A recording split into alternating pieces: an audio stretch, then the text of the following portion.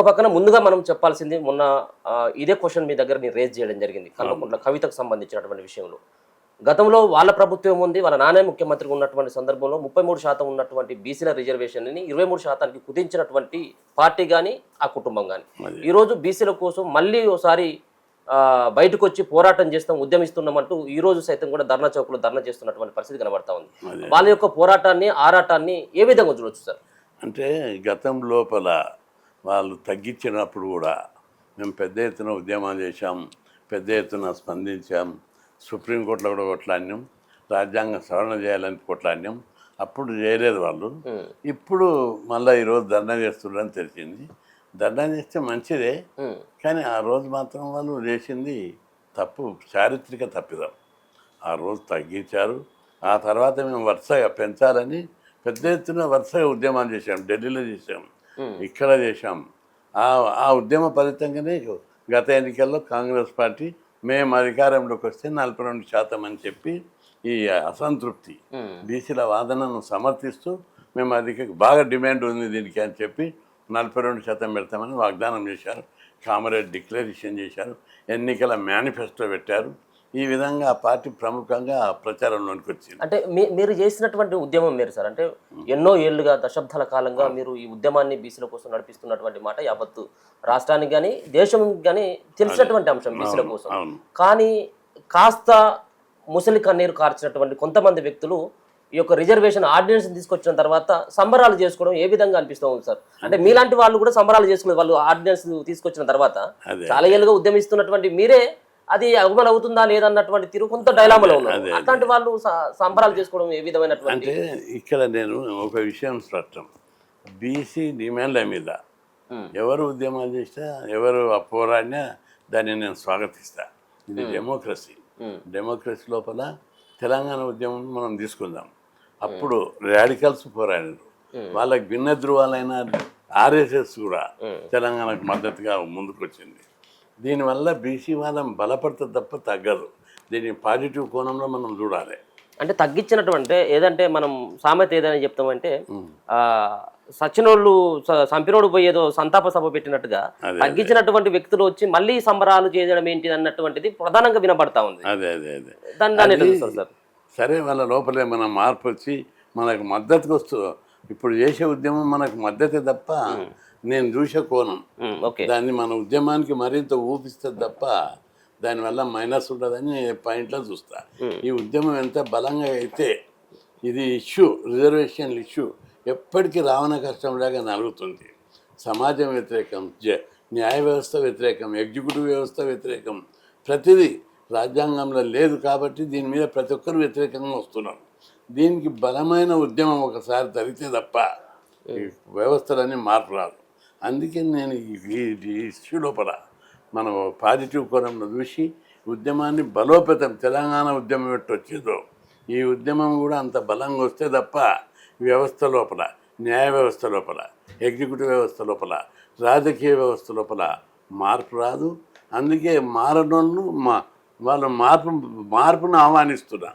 వాళ్ళు అప్పుడు తప్పు చేశారు, వాళ్ళ లోపల మార్పు అయి రియలైజ్ అయ్యి ఈ బీసీవాదం పెరిగిందని వాళ్ళు మార్పుతోటి ఈరోజు ఉద్యమం చేయడాన్ని తప్పు పట్టడం జరిగింది. ఈ రోజు మద్దతుగా రమ్మని చెప్పేసి మీకు ఏమైనా ఆహ్వానం అందిందా సార్ కవిత దగ్గర నుంచి? అట్లా రాలేదు.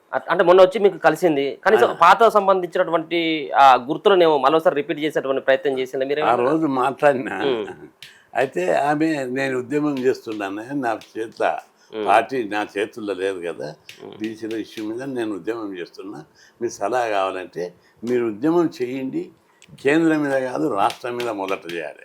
రాష్ట్రంలో జీవో రావాలి, రైలు రోక కాదు రస్తా రోక చేయాలి. మీరు చేయడాన్ని మేము ఆహ్వానిస్తున్నాం, కానీ పెద్ద ఎత్తున మేము చేస్తున్నాం. అందరూ దానికి మద్దతుకు వస్తే తప్పేం కాదు. మీరు ఇక్కడ రాష్ట్రంలో చేయండి, రాజ్యాంగంలో ఇది ఉంది, ఆ రాజ్యాంగం ప్రకారం రాష్ట్ర ప్రభుత్వానికి అధికారం ఉంది. రాజ్యాంగంలోని ఆర్టికల్ 243 D6 ప్రకారం రాష్ట్ర ప్రభుత్వమే రిజర్వేషన్లను బీసీలకు ఇచ్చే అధికారం ఉంది, ఇక్కడ కొట్లాడాలని చెప్పారు. ఇప్పుడు మీరు పూర్తిగా నమ్ముతున్నారు సార్? అంటే వాళ్ళ ఆర్డినెన్స్ తీసుకొని రావడం జరిగింది. ఈ ఆర్డినెన్స్ ద్వారా 42% రిజర్వేషన్ అని ఖచ్చితంగా బీసీలు ఇప్పుడు రానున్నటువంటి ఎన్నికల్లో ఇది అమలయ్యేటువంటి విధంగానే సాధ్యమయ్యేటువంటి తీరుగానే ఈ ఆర్డినెన్స్ ద్వారా ఉండొచ్చు అంటే అంటారు. ఇక్కడ రెండు మార్గాలు ఉన్నాయి. ఒకటి శాశ్వత పరిష్కారం, ఒకటి తాత్కాలిక పరిష్కారం. శాశ్వత పరిష్కారం రిజర్వేషన్ల మీద సుప్రీంకోర్టులలో కోర్టులలో దేశమంతటి ఎప్పుడు రచ్చ జరుగుతుంది. దీనికి శాశ్వత పరిష్కారం జనాభా ప్రకారం రిజర్వేషన్లు పెంచాలనేది రాజ్యాంగంలో ఒక సెంటెన్స్ 15(4) 16(4) 243 లోపల ఆర్టికల్ లోపల అమెండ్ చేయాలి. 9వ షెడ్యూల్ అనేది ఒక భాగం మాత్రమే. శాశ్వత పరిష్కారం ఎస్సీ ఎస్టీలకు ఎట్టుంది, ప్రతి వాళ్ళకి పెట్టిన చోట జనాభా ప్రకారం రిజర్వేషన్లు పెట్టాలని ఉంది. బీసీలకు కూడా మన వాళ్ళకి తెలియక కొంతమంది, లా తెలియక కొంతమంది, ఆ ఉత్సాహంతో కొంతమంది, అంటే వాళ్ళు తప్పని నేను చెప్పని అని ఉత్సాహంతో ఏదో మాట్లాడతారు. శాశ్వత పరిష్కారం రాజ్యాంగం లోపల 3-4 చోట్ల అమెండ్ జరగాలి. ఎక్కడెక్కడ రిజర్వేషన్ల విషయం ఉన్నదో బీసీది అక్కడ జనాభా ప్రకారం అనే పదం యాడ్ కావాలి. ఉద్యోగాలలో కానీ, విద్యా సంస్థలు కానీ, లోకల్ బాడీ కానీ, ఏదైనా ఎస్సీ ఎస్టీలకు అట్లే ఉంది. రిజర్వేషన్లు జనాభా ప్రకారం అని వర్డ్ ఉంది, మనకు లేదు ఆ వర్డు. ఆ వర్డును పెట్టవలసి వస్తుంది. ఈ విషయం మేము కేంద్ర ప్రభుత్వంతో మాట్లాడినప్పుడు మనతో జనాభా లెక్కలు లేవు, అందుకే ఇప్పుడు అది పెట్టలేకపోయినాం, టెంపరీగా లాక్కుంటూ వస్తున్నారు. జనాభా లెక్కలు ఉన్నప్పుడు ఇప్పుడు జనాభా లెక్కలు తెలంగాణలో వచ్చినాయి, దేశవ్యాప్తంగా కూడా తీస్తున్నారు. జనాభా లెక్కలు వచ్చినాక అమెండ్మెంట్ తీసుకొస్తే శాశ్వత పరిష్కారం లభిస్తుంది. ఇప్పుడు తీసుకొచ్చేటువంటి ఆర్డినెన్స్ ద్వారా ఇది శాశ్వత పరిష్కారం అయినప్పటికీ కూడా సో ఎన్నికల్లో ఇది ఉపయోగపడుతుందా బీసీలకు? అన్ని పార్టీలు ఇవ్వాల్సినటువంటి అవసరం ఉంటుందా? ఒకవేళ ఈ ఆర్డినెన్స్ ద్వారా అన్ని పార్టీలు ఖచ్చితంగా 42% ఇవ్వాల్సిందేనా? జస్టిస్ ఈశ్వరయ్య లాంటి వాళ్ళే చెప్తా ఉన్నారు ఇది ఈ ఆర్డినెన్స్ ద్వారా అసలు ఒరిగేది ఏం లేదు, ఇది అంతా కూడా ఇది కొట్టుడిపోయేటువంటి వ్యవహారం అని ఆయన చెప్తా ఉన్నారు. అంటే ఆయన అభిప్రాయంలో ఏంటిదంటే గత అనుభవాలను దృష్టి పెట్టుకొని ఆయన చెప్తున్నాడు. కానీ ఇక్కడ పరిస్థితులు బలంగా ఉన్నాయి. ఇక్కడ జనాభా లెక్కలు తీశారు, రాజ్యాంగంలో ఉంది, సుప్రీంకోర్టు తీర్పు ఒకటి అగ్రకులాలకు 10% రిజర్వేషన్ పెట్టినప్పుడు 50% క్యాప్ తీసేసి మంచి పదాలు వాడారు వాళ్ళు. పరిస్థితులకు తగ్గట్టు రిజర్వేషన్లు పెంచుకోవచ్చని సుప్రీంకోర్టు తీర్పు చెప్పింది. అయితే ఇట్ ఈస్ బైండింగ్ కాదు, మ్యాండేటరీ కాదు. కానీ గెలిచే అవకాశాలు 60% ఉంది, ఓడిపోయే అవకాశాలు 40% ఉంది. రాజ్యాంగ పరంగా, చట్టపరంగా అసెంబ్లీలో చట్టమైంది, రాజ్యాంగంలో ఆర్టికల్ ఉంది, జనాభా లెక్కలు ఉన్నాయి, సుప్రీంకోర్టు తీర్పు ఉంది. ఏ కోణంలో చూసినా మనకు పాజిటివ్ ఉంది ఇప్పుడు. కాబట్టి గెలిచే అవకాశం ఉంది. బలమైన అడ్వకేట్ అని ఒక్కొక్క కేసు ఎట్లుంటుందంటే చాలాసార్లు బలమైన కేసు ఉంటే కూడా అడ్వకేట్లు బలంగా లేక ప్రభుత్వాలు అడ్వకేట్లు బలంగా లేకపోతే వీగిపోతుంది కేసు. వీక్ కేసును కూడా ఆడ సుప్రీంకోర్టులో మంచి అడ్వకేట్లను పెట్టి ప్రభుత్వాలు బలంగా వాదిస్తే గెలుస్తాయి.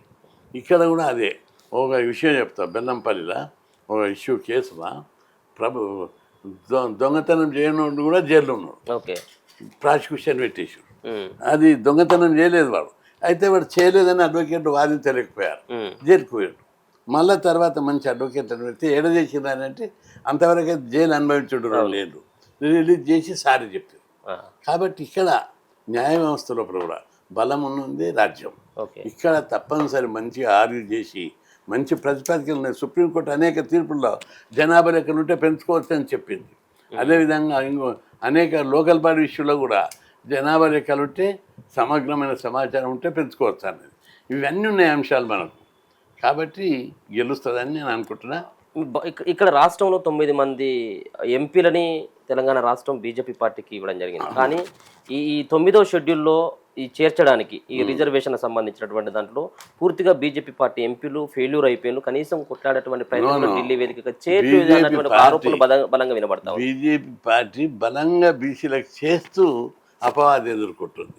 ఇక్కడ 9వ షెడ్యూల్ విషయం మేము మాట్లాడినప్పుడు దేశవ్యాప్తంగా జనాభా ఇది నేషనల్ పార్టీ, ఒక రాష్ట్రానికి సంబంధించి రిజర్వేషన్ పెంచేది.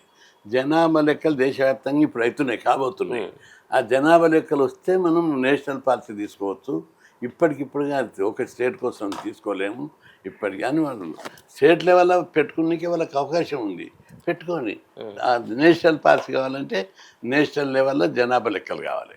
ఇప్పుడు నేషనల్ లెవెల్లో మీరు చూడండి బీజేపీ ఒట్టిగా బదనాం చేస్తున్నారు. కానీ ఇంతవరకు 76 ఏళ్ళ స్వతంత్రం రాయి గతంలో పాలించిన పార్టీలు సోషల్ జస్టిస్ మాట్లాడితే మేము వెల్కమ్ చేస్తాం, వాళ్ళని తప్పుపడతలేను. కానీ వాళ్ళు ఎందుకు ఇంతమంది ప్రధానమంత్రులు 17-18 మంది అయిన ఇంతవరకు ఏ ప్రధానమంత్రి కూడా ఏ party, Congress party, Janata Dal, Janata party, అనేక మంది సోషల్ జస్టిస్ అని నెత్తి మీద ఎత్తుకున్న వాళ్ళు కూడా ఎందుకు బీసీ కులాల లెక్కలు తీయలేదు? ఇప్పుడు చరిత్రాత్మకంగా బీజేపీ పార్టీ కులాల లెక్కలు తీస్తుంది. బీజేపీ పార్టీ బీసీలకు అనుకూలమా కాదా? ఇంకొకటి రెండవ పాయింట్, మేము ఎప్పుడు దేశవ్యాప్తంగా ఇంతవరకు ఈ దేశానికి 16 మంది ప్రధానమంత్రి అయితే బీసీ కాలేదన్నారు. నరేంద్ర మోడీని బీసీ ప్రధాని చేశారు. బీజేపీ పార్టీ చేసింది కానీ ఏదైనా పార్టీ చేసిందా అని నేను అడుగుతున్నాను. బీజేపీ పార్టీ దేశంలో సంపద సృష్టించాలి, ప్రతి ఒక్కరు బలపడాలి, ప్రతి ఒక్కరు సర్వే జన సుఖినో భవంతు అని బీజేపీ నినాదం. అట్లా అంటది తప్ప ఇప్పుడు చూడు బీజేపీ పార్టీ అగ్రకులముద్ర అంటారు. ఎవరన్నా అగ్రకులపలు ఉన్నారా? రాష్ట్రపతి ఎవరు? గిరిజనులు, సోషల్ జస్టిస్. ఉపరాష్ట్రపతి బీసీ. సుప్రీంకోర్టు చీఫ్ జస్టిస్ ఎవరు? ఒక దళితుడు. అన్ని పదవులు వికర్శిక్షణకి ఇచ్చిన పార్టీ బీజేపీ. ఈ మాట అనడానికి ఏమన్నా న్యాయం ఉందా? ఎవరన్నా ఆ మాట అనడం? బీజేపీ పార్టీ బీసీ వ్యతిరేకి, దళిత వ్యతిరేకి, రిజర్వేషన్లకు వ్యతిరేకి, పదవులు ఉన్నత పదవులు అందరు. ఈరోజు ప్రధానమంత్రి స్వయాన బీసీ. ఇక్కడ తెలంగాణ కూడా రేపు వస్తే బీసీ ముఖ్యమంత్రి అని చెప్పి అమిత్ షా ప్రకటించాడు. ఈ విధంగా బీసీలకే రాజ్యం అప్పచెప్పే పార్టీ బీజేపీ పార్టీ. కాబట్టి ఒట్టిగా ప్రాక్టికల్గా చూడాలి అప్రోచ్. వాస్తవం ఫీల్డ్ ఎట్లుంది, ఎవరు చేస్తున్నారు, ప్రజలందరూ ఆ విషయాన్ని గ్రహించారు. కాబట్టి బీజేపీకి అఖండమైన మద్దతు లభిస్తుంది.